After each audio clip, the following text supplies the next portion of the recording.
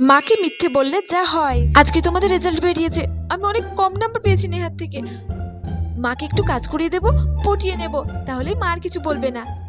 মা, বাইরে তো বৃষ্টি পড়ছে, আমি তাড়াতাড়ি গিয়ে ছাদ থেকে জামাগুলো নিয়ে আসলাম, নইলে তো প্রায় ভিজেই যেত। বাবা, হঠাৎ কি হলো এর?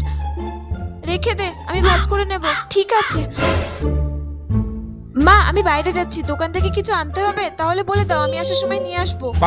একটা লবণের প্যাকেট আর 1 কেজি আলু নিয়ে আসিস। ঠিক আছে, নিয়ে আসবো। বাবা, হলো কি মেয়ের, যে 1 ঘটি জল পর্যন্ত গড়িয়ে খায় না, সে আজকে আমাকে সারাদিন কাজ করিয়ে দিচ্ছে। কি ব্যাপার, দেখতে হচ্ছে তো। মা, সব জিনিস নিয়ে এসে বাইরের টেবিলে রেখে দিয়েছি, আমি আসছি। রেজাল্ট কই?